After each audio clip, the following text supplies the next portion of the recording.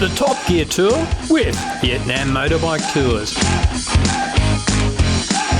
Today we are going so far off the beaten track, it's like being in a time machine.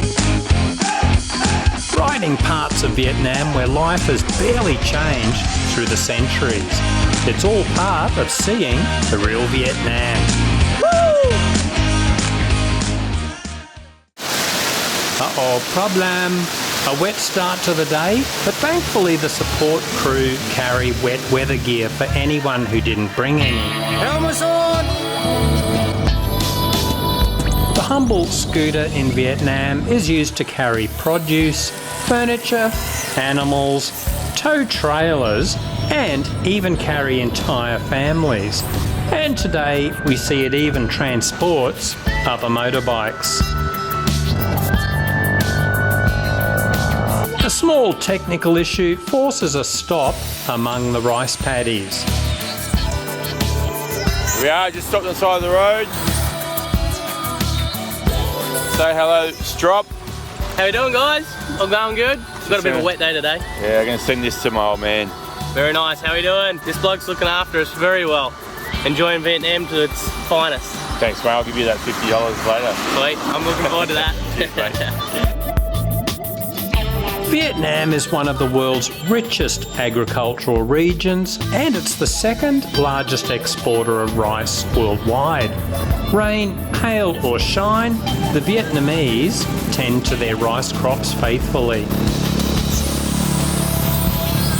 The light rain eases off as we head into an extremely remote area.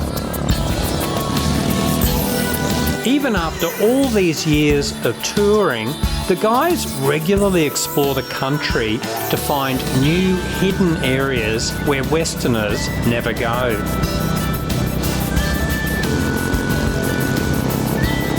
They only discovered this area recently, and it's a long, slow climb through tiny villages where various ethnic minority groups live. There are over 50 ethnic groups within Vietnam, each with its own language, lifestyle, and cultural heritage. This is incredibly different to my previous trips to Vietnam when backpacking 20 years ago, just plodding along the well-established tourist trail down the coastline. I can see why the crew keeps saying that this is the best way to see the real Vietnam.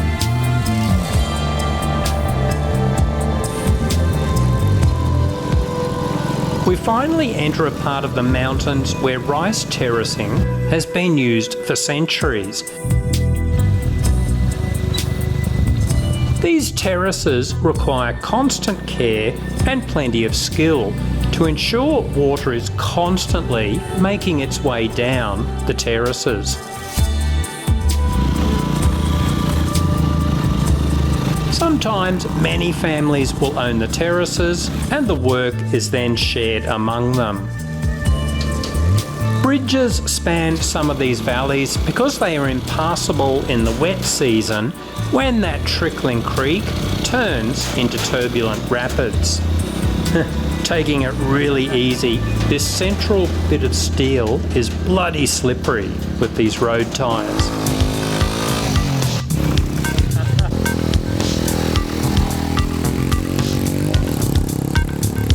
In the old days, the water supply would be channeled down from rainforests above the terraces, but of course nowadays they can pump water up and cultivate the entire hillside.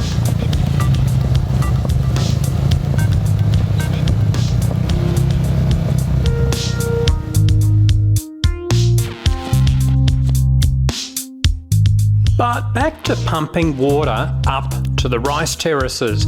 The Vietnamese have actually been doing this for centuries using water wheels. Built out of bamboo, these are used to channel water to at least several metres above the river level. It really is like stepping back in time.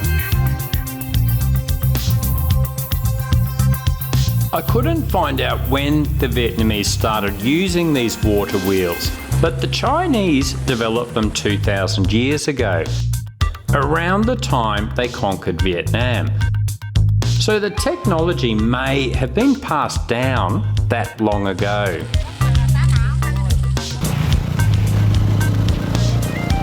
The rain has lifted, but the clouds and mist are still drifting through the mountains.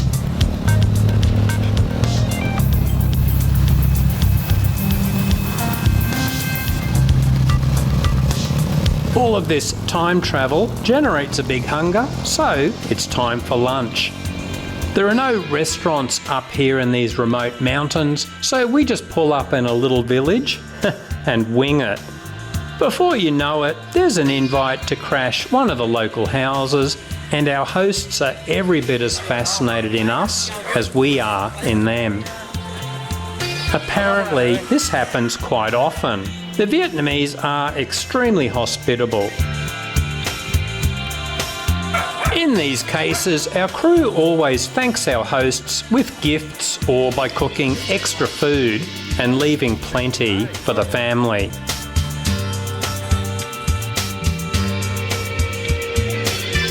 There's a strong theme of giving something back to the people of Vietnam with these tours. We only stay in hotels owned by Vietnamese families, never the big internationally owned ones. Our Vietnamese support crew are extremely well paid, and on every tour, supplies are dropped off for kids at random schools. The crew are involved in anti-wildlife trafficking projects within Vietnam. And Jason also started a housing project in neighbouring Cambodia. Part profits from the tours go towards providing free homes to Cambodian families living in extreme poverty. At the start of 2019, there were around 250 houses built, with plenty more on the way.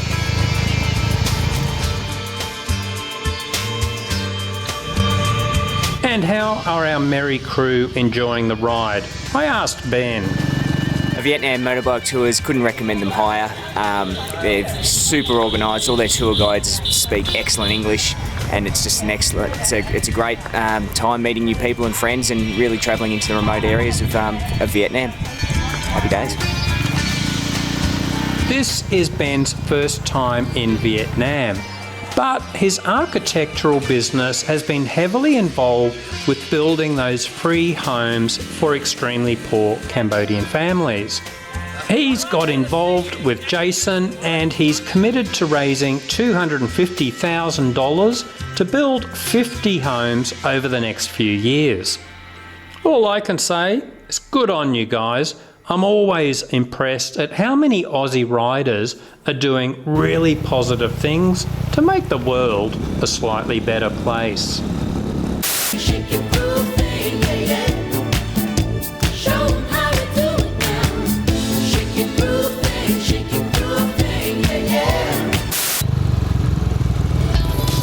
Anyway, enough talking for a while. Just for something different, I'll shut up, let you enjoy the scenery.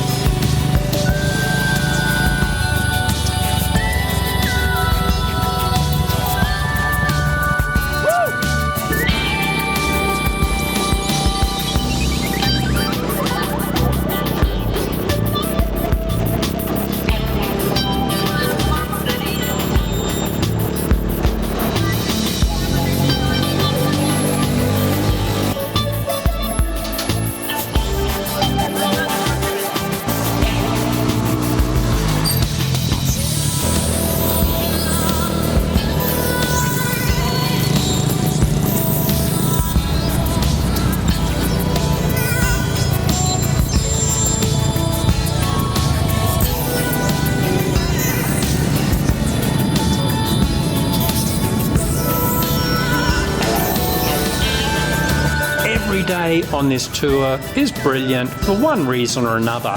For me, what really stands out today is travelling back in time to see the old Vietnam.